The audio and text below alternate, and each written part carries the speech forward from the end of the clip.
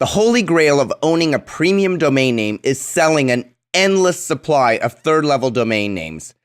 It's been tried many times in the past, but I have yet to find a success. Today, we're going to hear from someone who has a ton of experience in this area. Stay tuned.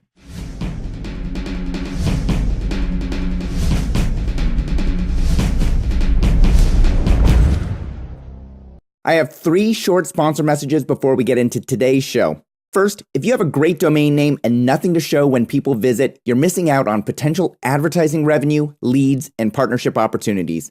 Nichewebsites.com can build you a site quickly with a price option to suit any need. But as their tagline says, they don't just build websites, they build businesses. Second, if you're buying or selling a domain name or a portfolio and you want an estimate of its value, Estabot.com is the place to go. Just like you'd visit Zillow.com to get an estimate of a house value, Estabot.com provides key information about the most important statistics so you can make an informed decision based on data.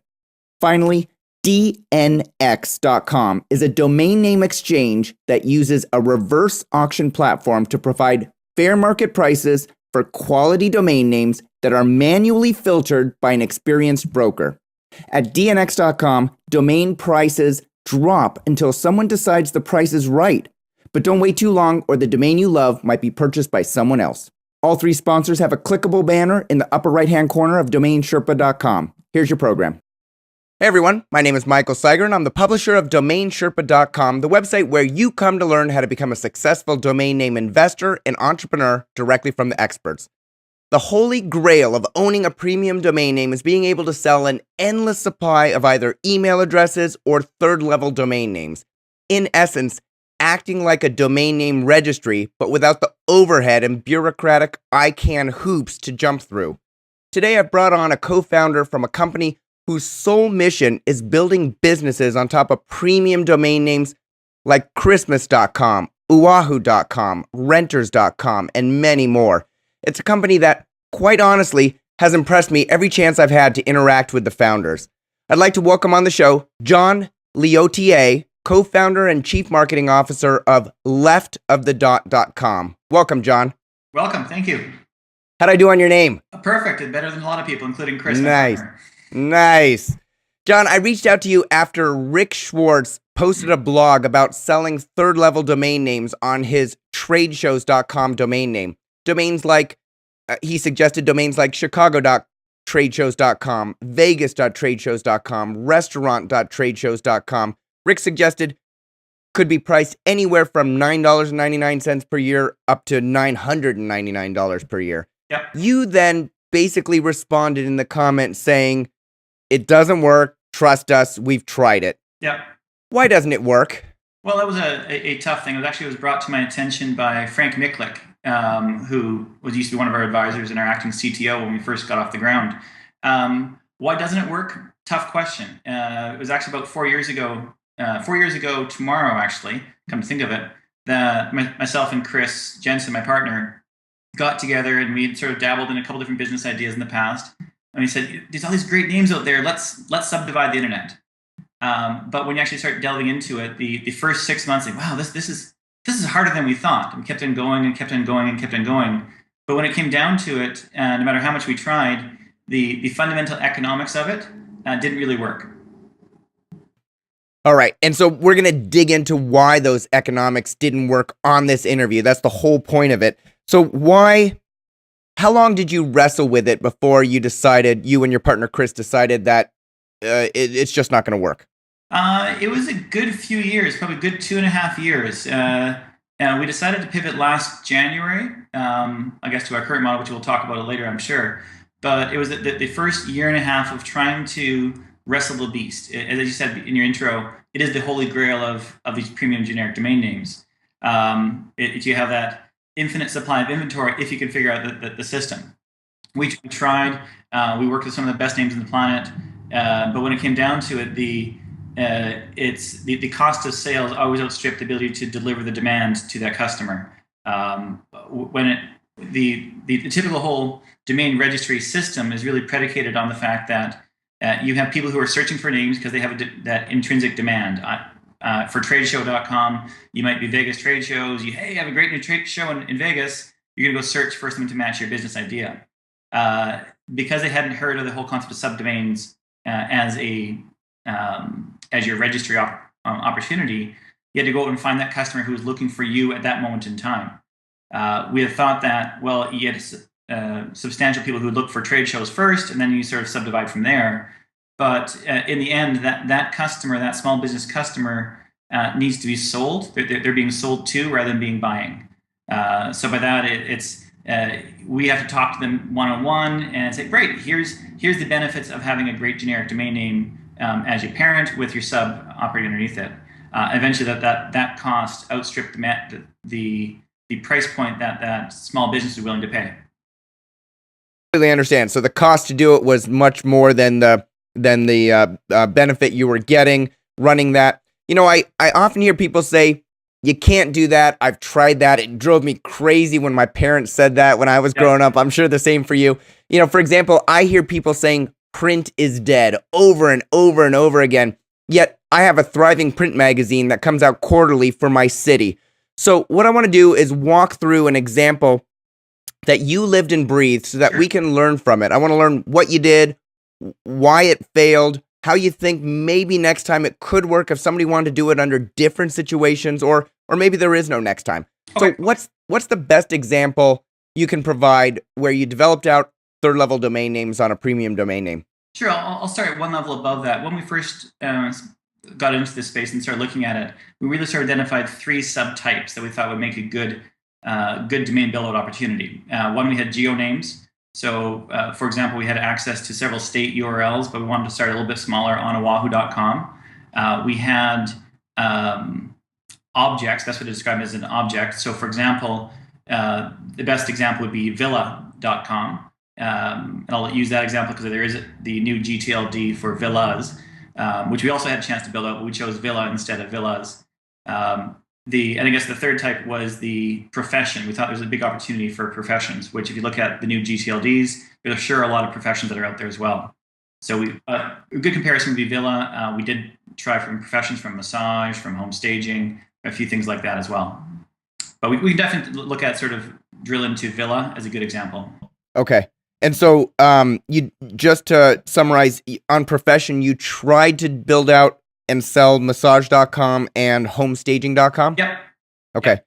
And so on all 3 of those, on all 3 of those areas, you couldn't find a successful model in any of them? Is that what I understand, John? Let's sort of drill into villa as a starting point. Okay. Our big opportunity there is that as any successful internet marketer does, you look at the trends. Are people searching for, are they searching for villas online? Are they searching for vacation rentals? And it's 4 years ago, it was a booming space. It's even larger now with the $10 billion Airbnb valuation, the $48 million acquisition a number of years ago for vacationrentals.com. So it was an absolutely booming space. And we know that there was hundreds of thousands, it turned out tens of millions of vacation rental owners who all wanted a piece of their pie of the web. So we looked at the villa space and realized, can we get those that have something to sell, being a night or a week or a month, and can we find those sellers to get them online? So we would try to subdivide the geolocations of a villa: Orlando.villa, Tuscany.villa, mygreatest.villa, or as many people started to do, the name of the villa itself. So it was bobandmarys.villa.com. So that's the audience we really went after first with that. But those small businesses, their entire business is predicated on getting leads. And so when we started approaching them, said, that's great. We're already listed on HomeAway, we're listed on VRBO, we're listed on FlipKey. What can you give to us that's different? And I said, well, you don't have to give your business elsewhere. You can be your own Orlando.villa and take advantage of all that traffic. I said, oh, okay, well, what can you offer me on that site? Do I point it to my existing website? Because most of these people already had an existing website. Well, you could point it to your site. Well, what about on your site? Can I build out your or my subdomain as a website? Like, absolutely, we have a website builder product for you to do exactly that. But in the end, that small business was able to go out and get a $20 to $30 a month package from existing web providers in the vacation rental space, including the domain name, just couldn't justify the cost. We tried pretty much everything. We tried direct sales. We had an outbound call center. We brought a call center inside. We tried email marketing. We tried web marketing. We tried everything. Probably the most effective in actually reaching the customers was direct sales. Picking up the phone and doing cold calling of vacation property owners saying, hey, this is what we have. You spend the first 10 minutes of the call explaining the whole concept that you're trying to do. Say, hey, you can be insert geography.villa.com. I said, oh, yeah, that's interesting. Let me think about it. By the time you actually got around to the sale, you'd spent $400 to get that one sale. We made $400 over the course of the year. So, right. Okay. So let me pause you for a second there, John, and back up. So villa.com, you're building out. Did you, as a company, own it, or did somebody come to you and say, I have this asset that I'd like you to build out? It was closely aligned with somebody, or it was owned by someone we were closely aligned to. So we ourselves did not own it, but we had an affiliation with the owner. Essentially like a joint venture or some sort of partnership where you would all benefit from the success if you built it? Exactly. And you can sort of look where it's pointed now. And I can sort of say that 2 weeks ago, you can see that the new owner, because we did sell it last year, the new owner has launched it. You can see that the current owner is Booking.com. Booking.com. And they were the ones that went on a spree buying everything Villa and Villas related over the past couple of years, trying to do it all pretty much under cloak of who is privacy so that nobody knew that they were buying them all. Yep. But they bought Villa.mobi and Villa.biz and everything out there. So it might have, can you say conclusively that because you built it out, you might have gotten a higher purchase price from Booking.com for the prior registrant of the domain name, do you think? Absolutely. There's sort of a couple different things that we learned from building it out. The first thing, we had a modicum of success. We had when we started to no longer have the name or look at opportunities for the space. We were trying to decide what we wanted to do with it. We did have a few other vacation rental domains at the time. So what we actually, when we were having sort of some that adoption issues, when we looked at the economics of the subdomain side, and that we quickly realized that it wasn't going to work, we said, well, now what? So we looked at the domains we had available to us, Villa being one of them, rentalhomes.com being another, renters.com being a third in the space. We said, well, if all the customers are telling us that they actually want leads, let's take advantage of the fact that we are getting customers coming to the site, because we did build out Villa into a pretty good brand, and see what we can do with it. So at that time, we actually had a chance to start driving more business over and above that subdomain business to it, which then quickly took over the subdomain space. And the one revenue stream quickly surpassed the other stream. Gotcha. So the big idea that you initially had was that you were going to offer third-level domains, so, bobandsue.villa.com or orlando.villa.com, and that was going to have a premium value to an end user, and then you were going to, a Villa owner, and then you were going to also offer website hosting with some sort of easy build wizard. And what you found was that most of the Villa owners already had that, or you were fighting against not Airbnb, but VRBO.com, which has that sort of builder and the calendar and taking credit cards and all that sort of stuff. So it was basically you had difficulty differentiating your product from the existing ones that were in the market? No, not so much on that side. The big idea really sort of started that when you look at the landscape 4 years ago, this new GTLD, they were talking about it 6-7 years ago. These new GTLDs are going to come. It's going to be wonderful. It's going to be this promised land. I never believed it. I never thought we'd actually ever see the launch of some of these new properties that are out right now. So when we launched, we thought, well, the reality is we're running out of domain names. So what can we do that can actually take these assets and create more real estate for that end consumer?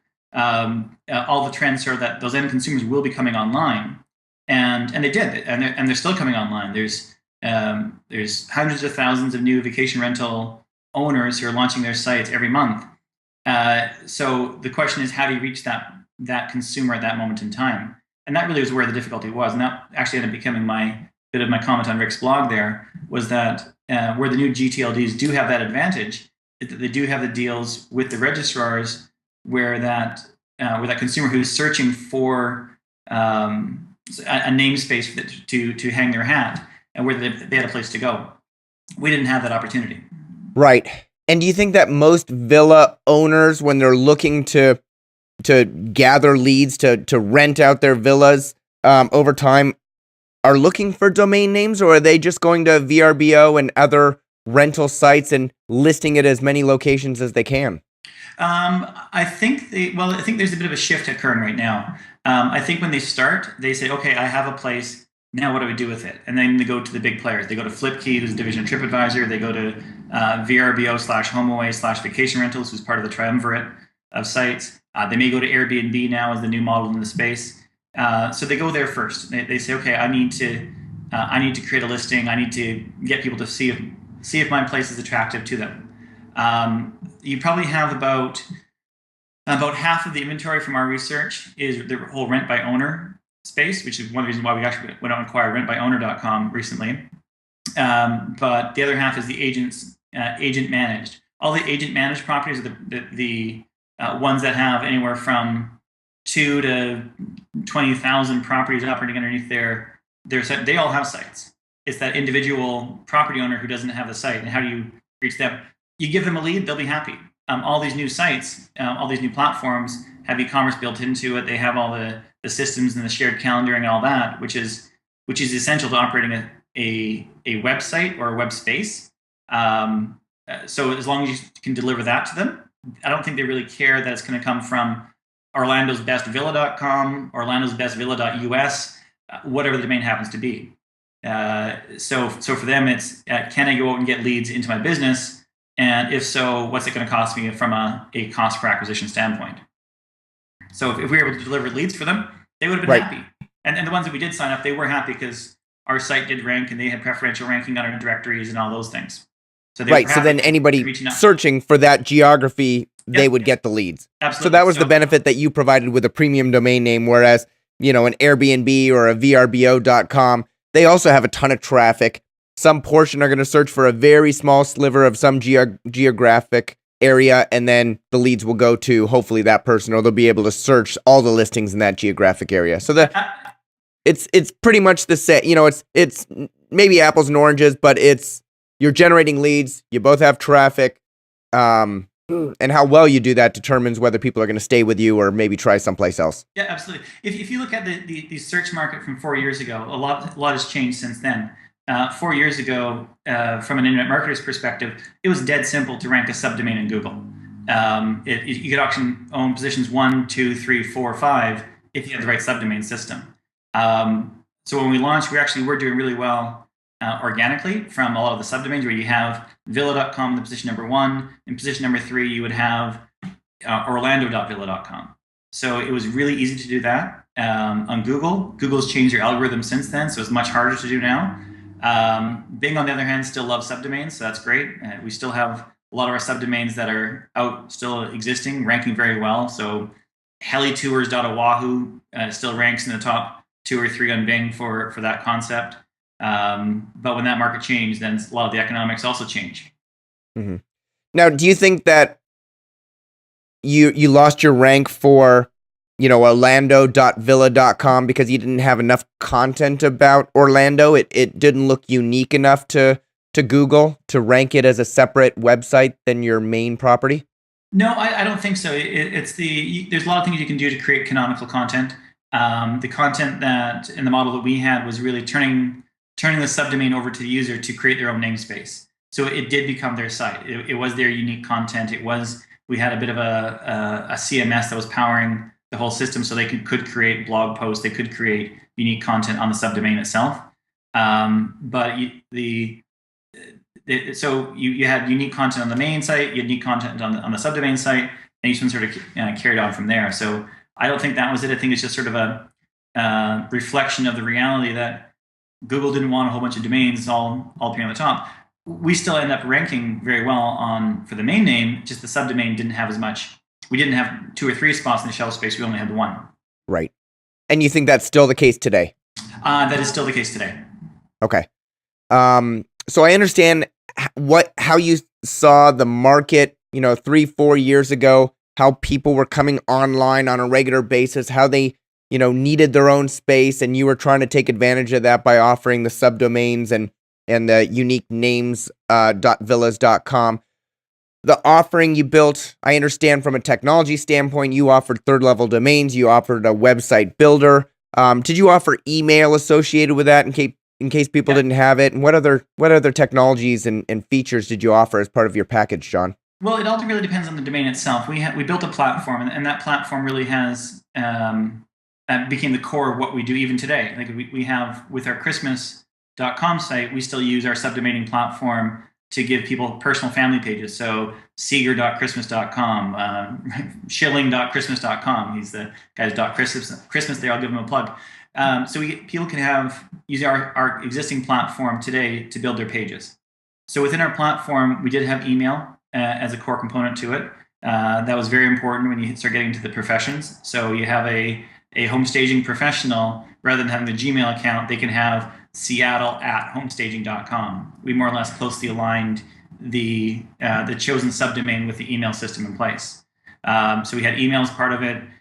We had a vertical specific builder. So if it was in the home staging space, you would have the gallery components to it. You would have a lead gen widget that allows people to contact you. If you're in the vacation rental space, we had the calendar component. We had the booking components.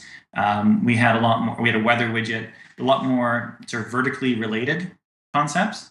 So that we had lots of those types of features. But the underlying technology behind it actually became much more complex when we start looking at the things that you really need to run the registrar itself, the ability to transfer names, the ability to facilitate expirations. What happens when a domain expires and the credit card lapses? Do you just immediately release it back? Do you grab it yourself? All those sorts of things were issues when we first started jumping into it. Eyes not yet open. We said, how hard could it be? You start realizing that the complexity of the registrar system itself, we had to offer that all to our subdomain customers as well. So you built that whole registrar component, the ability to email the customers when their credit card expired so that you could get a new credit card without deletes, all that stuff. Yeah. Wow. Yeah. And sell a domain. If I wanted to sell Seattle.homestaging.com along with the Seattle@homestaging.com email address, I could sell it. Technically, you could. It was we have very good legal advice that it was not. We were not even selling subdomains itself. It's unlike the traditional domains standpoint. You don't have the authority to sell a subdomain. You can lease. We tried to rebrand it not so much as a subdomain itself, but as a marketing name. So you use this for marketing purposes, and you more or less are leasing on a yearly or month-to-month basis. And we had various legalese contract terminology in there that you had to do. So the transferring of assets, we did facilitate the transfer, but it was not nearly as legally binding, I'd say, as the existing registrar system. Sure, I understand. So you're currently using the system now, going forward, and you mentioned you're building out. You've already built out Christmas.com. How long did it take you to build, the technology platform that your company uses right now? Oh wow! Well, we change the platform every day. Right now, we have a team of about 40 people between our office here in Maple Ridge, suburbs of Vancouver. We have an offshore group. You can see the Bangladesh flag behind me there. I'm sitting in what we classify as our new Kulna room. We have a team of 30 plus people over in Bangladesh. But when you have a whole bunch of smart people in a room, you will constantly iterate and build the system. Because we're still using the core of the same platform, it's still not done. There's always things we want to improve and change and grow in there. We still have some customers who are using subdomains on things, but we're not actively promoting that side of the business just because the cost of sales is too great versus the return that we can get from it. We'd rather be the customer ourselves, knowing that we can get a whole lot more for. Looking at Oahu as an example, we mentioned that one earlier. You go to rent.oahu.com, and rent.oahu is a subdomain, but rather than leasing that at $20 to $30 a month to a realtor or a property manager in Oahu, we rent vacation rentals, and that promotes our other brands. Dating.oahu has a dating backend to it. Golf.oahu. Heli Tours, we is a great example. Heli Tours still ranks very, very well in Bing, typically in the top 2 or 3 for most heli tours Oahu search concepts. And the average heli tour from Oahu to the Big Island to go see some volcanoes and stuff like that, you're dealing with an $800 package, which you get your 8 to 12% commission on. It doesn't take very many of those to trump the $20 a month you're going to get from leasing out that subdomain. Right. Okay, so let me come back to Oahu. So I just want to finish up on Villa.com, but I want to come back to Oahu. On Villa.com, building out the third level domains, offering them as website packages to individual villa owners across the world wasn't taking hold because it cost you too much to market and convince them to buy one than the return that you got. The sales outweighed the financial benefit that you get. Even over time, John, like even though they're paying you $20 a month, it just wasn't worth it to. The closest we got down with this is with once our sales team got up and going and got into the rhythm of the sales script and what you're saying and how that process. We're still dealing with that anywhere from $250 to $350 per cost of acquisition. That magic price point, we figure we can get just under $500 per customer. So technically, yes, it was profitable from a direct sales approach. They probably would have had equal success selling a insert generic name here with a website builder doing that model, if not maybe even more so, because you don't have to educate the audience on, we're not actually selling you a domain, we're giving you this marketing opportunity, plus you get all these other little perks on top of that. But when it came down to it, you look at the value of the asset that you're creating and the market and the business you're creating, there was way more value for us to take on those names ourselves. We should have orlando.villa.com because we know we can make way more than $40 a month off orlando.villa than somebody who's out there doing it right now. Right. So that business model just didn't make sense for your business. And what you decided to do instead was just take all leads coming in through Villa.com and sell those on a cost per lead basis. Is that correct? Yeah. So for Villa, when we were dealing with Villa, which we have morphed when we took on to rental homes and renters and now rent by owner. But with Villa, we were sitting on the transaction itself. So we were able to take anywhere from that 8 to 12% of a Villa booking, and you're going to be booking a place down in the south of France for $3,000 for a week. It was a nice chunk of change. You can get those bookings through the system. So, but otherwise, whether it's a lead process or a conversion process, the model is still the same. As you have, because really marketing is all math now. You have a cost of acquisition. You have a revenue you get from that traffic. Can you make sure that your revenue outstrips your costs? As long as you're doing that, you're making more money. Yep. And so for you, it just didn't make sense to go with the business model that was selling the third level domains with the website builder and the email rolled in. It was just easier and better, and you can focus your core competencies on bringing in leads that would generate 8 to 12% commission for every villa that was booked as a result of somebody, a consumer coming to your website. I still believe that there is somewhere in there is a model that makes sense. I do believe it has to be almost entirely self-service. It needs to have a self-service approach where you have that demand coming to you for the domain itself. Right. Then it makes a lot of sense. Then it is the typical registrar approach. If you look at what Paul Goldstone's doing with co.com, that is a generic domain name that he's turning into a second level. That makes a lot of sense. He's going after and partnering with some registrars and doing that sort of thing. As soon as you get into that self-service approach, your cost of sales drops immensely, and then there is some residuals there. But for us personally, anyways, the cost of sales approach that we were taking by trying to have some of that direct distribution model, that wasn't economical. Right. And could you go to registrars like GoDaddy and Enom and try and get thirdlevel.villa.com into the registration stream just like co.com did?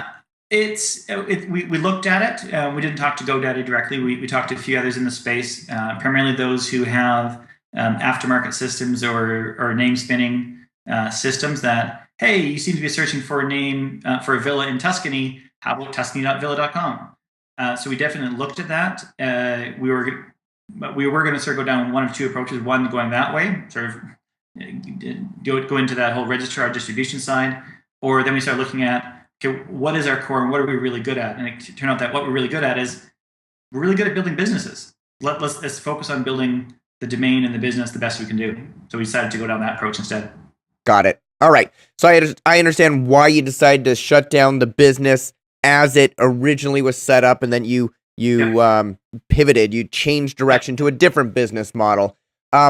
What happens to all those customers that you did sell on the old system, John, that were paying the monthly fee for their third level domain and hosting and any other services that you offered? It all depends on the brand itself. We still have some of them. We still get checks in every month from some customers. So from that side, it's like, wow, look at those residual checks, because you do the work and you're still reaping the benefits for certain brands.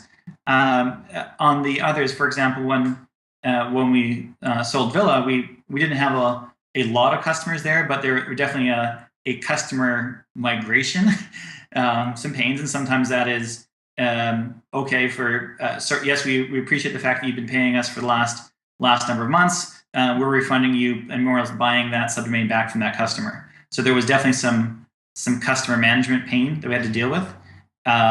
It's including buying out customers and apologizing. We did have that in our terms of service ahead of time, that this is a possibility. It was one of the things that we had looked at, but that definitely should be a consideration for anybody who's looking down this path going forward, is that unlike the new GTLDs or unlike existing domain names, you definitely do not have that protection that you would otherwise. But I do believe we took care of the customers that we did have serving those subdomains. And we still have some of them. They're still using our sites for other ones. Gotcha. So legally, you were allowed to do it because it was in your terms. Yep. Technically, it was possible to pair off parts of subdomains and keep them going for a while. Personally, it was probably pretty draining to have to deal with all those customers and financially refund some of that. And so anybody that's thinking about... I Chris for that. Chris handled that side. I was lucky. I didn't have to deal with nice. All right. So what I want to turn my attention to now is, what are you finding traction offering nowadays? You know, you talked about Oahu.com. Yep. So currently, your company, leftofthedot.com, is still building out Oahu.com, still managing. Yes, we're finding great traction on Oahu, for example, in the tours. I was looking at some numbers the other day. We have pushed through about $115,000 in tours in the last 12 months. So there's a significant tour volume attached to it.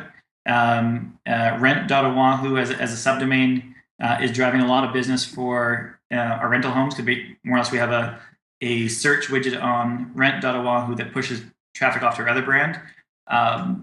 We've definitely done a lot of money from that as well. Awesome. So instead of doing what you tried to do originally with Villa by offering geographic areas on Oahu, like, you know, North Shore or personal branding, you've said, we're going to take the major areas that money are spent on Oahu, and we're going to do rent.oahu.com, dating, golf.oahu.com, hella tours, and maybe a few others, and maybe others will grow in the future as more travelers go to Oahu and decide to do different things. So that's your model nowadays, is to find the areas where the most amount of money is spent and then leverage the brand in those areas? Yes and no. I'll sort of back up. Let's go back and talk about Villa for a second, which will come back into Oahu by way of a little bit of a circle. When we started to talk to Villa about, we're starting to explore pivot, and we started talking to those in the vacation rental space, saying, you know, we have these great brands in Villa and rental homes and renters. We're building out this bigger business.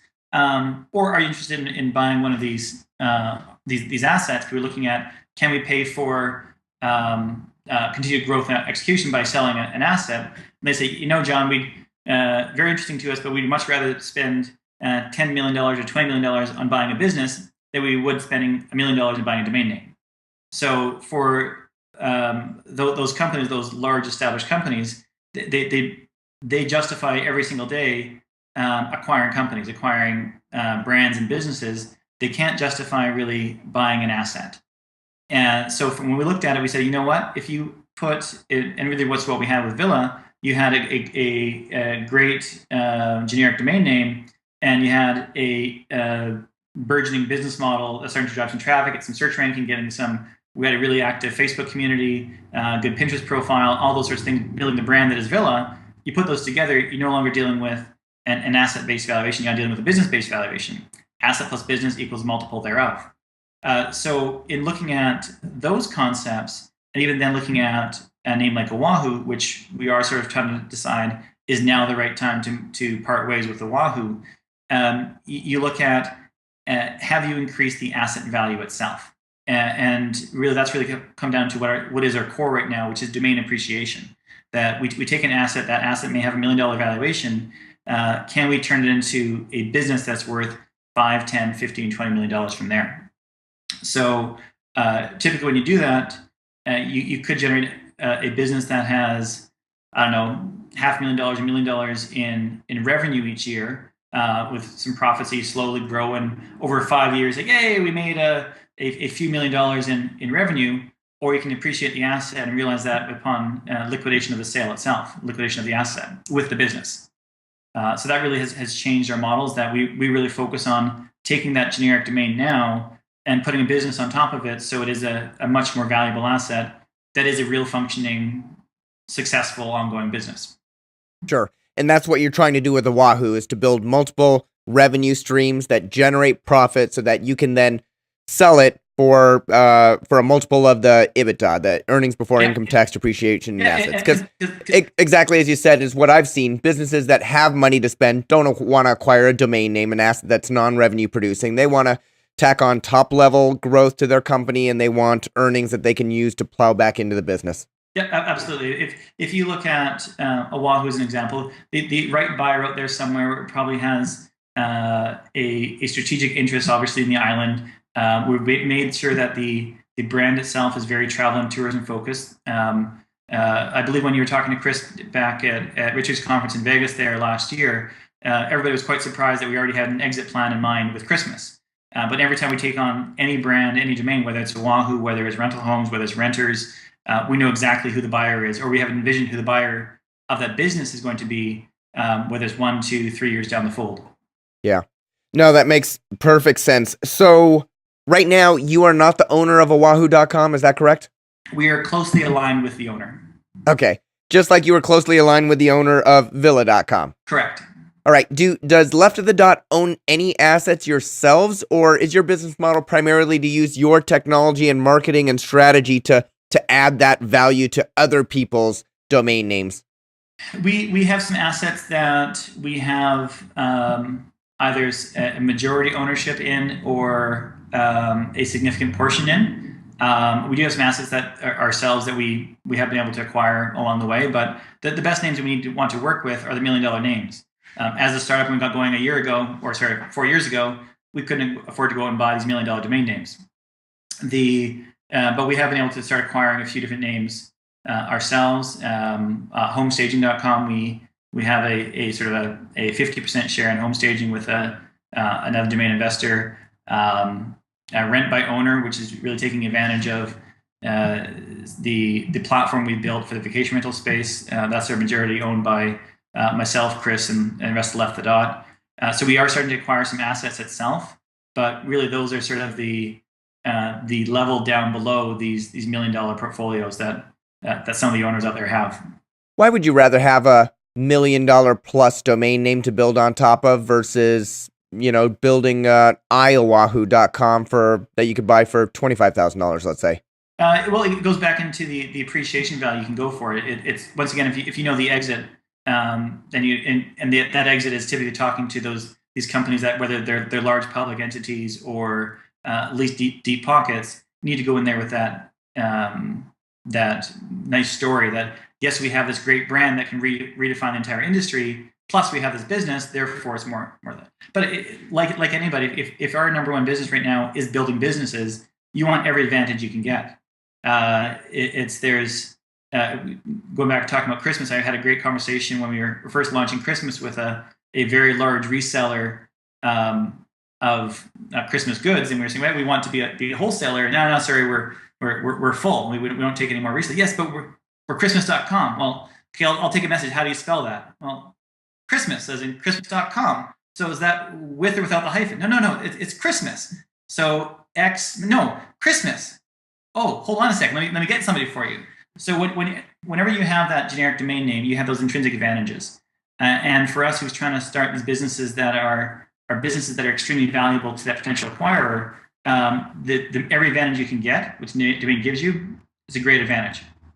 The other half of that is, as soon as you have that generic name, whether it's in Oahu or rental homes or wherever, a large part of our business is actually doing marketing and doing business into it. So for Oahu, if you search for Pearl Harbor tours, we probably have a little Google ad or Bing ad that's appearing right there when you're searching for that. That end consumer, they intrinsically trust Oahu.com way more than they would for iOahu.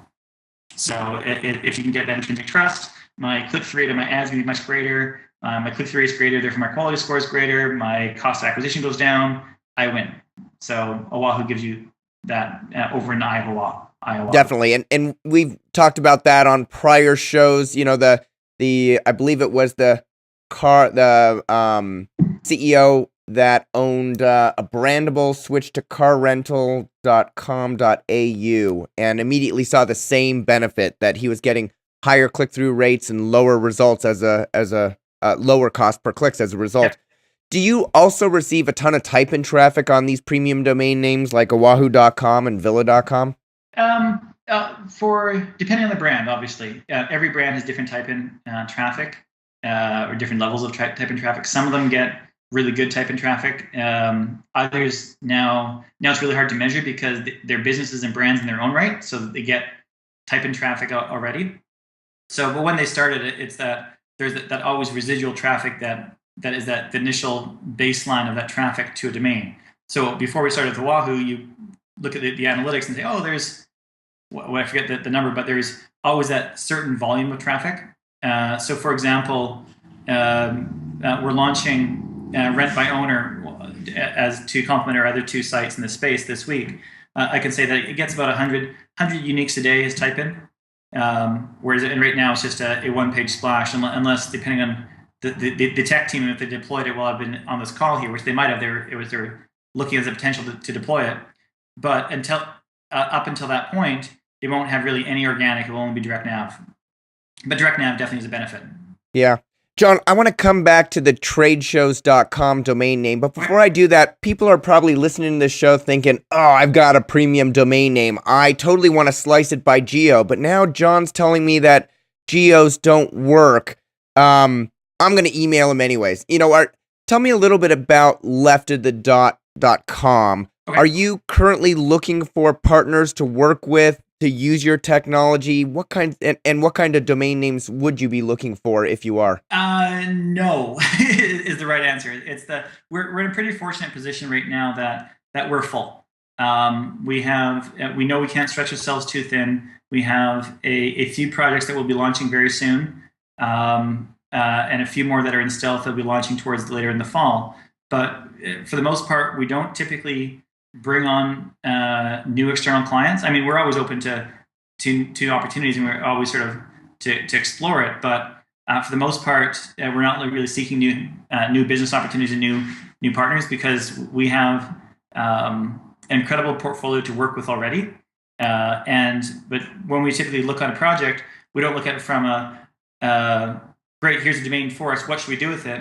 We typically start the other way around, saying let's identify a market inefficiency and then go find a domain for that space. So I had an inquiry the other day that identified a big travel and tourism market inefficiency that I saw.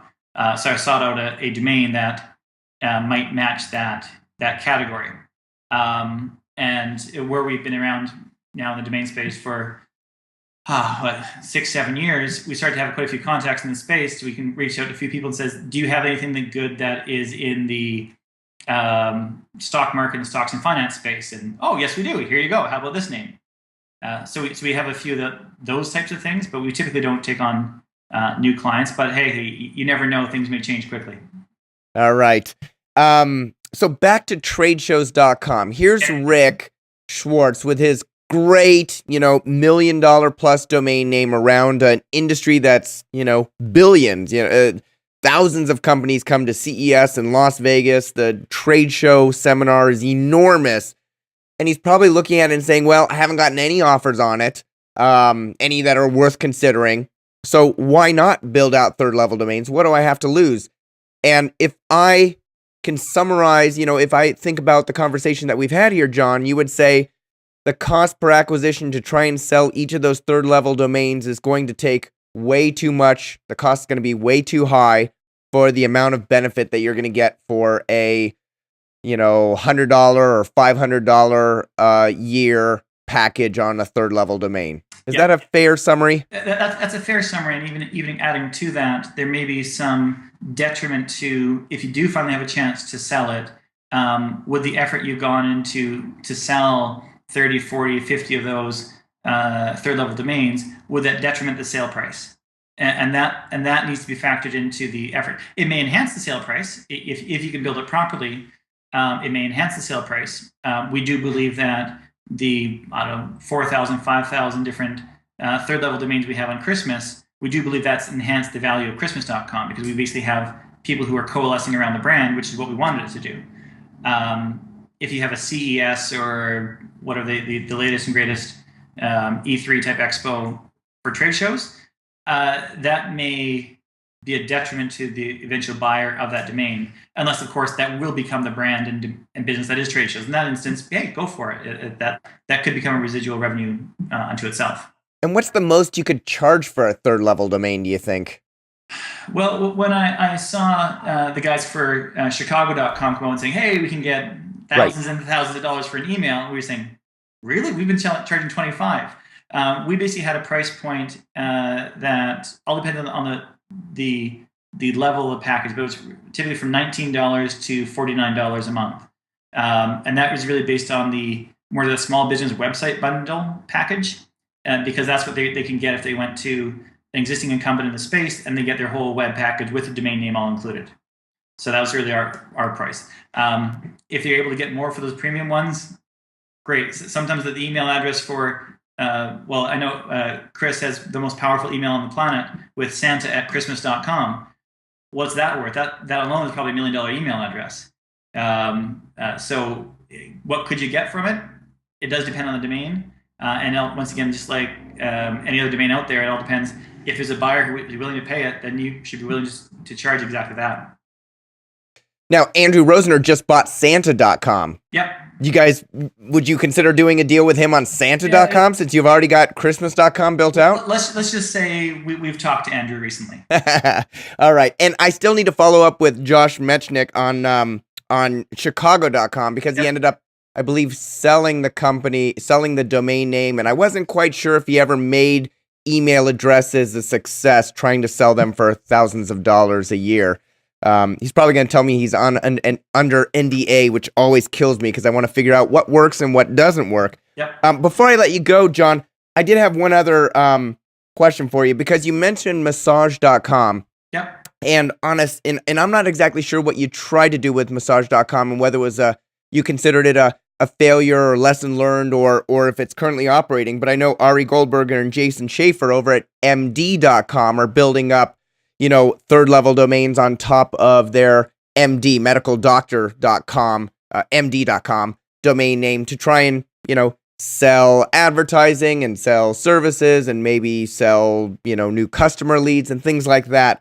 What do you say about selling third level domains on a profession like massage.com or MD.com? Is that going to work, or is that different than the geography that you've tried in the past? Well, in ranking of likely of success, I would say profession would be at the highest, with the geo being the lowest. Primary reason being is that on the geo, it's basically you have everything under the geo. It's just a microcosm of the entire world. Yet the profession, you can have very niche marketing. You can market in trade publications. You can market out to that profession. You can go out and get a list of massage therapists and saying, okay, we're doing cold calls to these 40,000 massage therapists across Canada. And that's what we're doing. We're doing a direct sales approach. But once again, those small business professionals, they're busy, and they're busy being a professional, that they don't understand technology, the web, whatever. One of the biggest challenges for massage, for example, was actually trying to find that massage therapist who wasn't in treating a patient. And it's how do you actually talk to somebody who doesn't want to talk to you. We tried literally going door to door for one of our local sales team trying to find a few people. We did have some pretty good success with massage. In the end, we decided to go to the owner and say, "Hey, listen, we gave it a shot. We have a corporate philosophy that there's failure is always an option, and we've failed way more often than we've succeeded. But the time when you do succeed, definitely you learn from the failures and move on from there."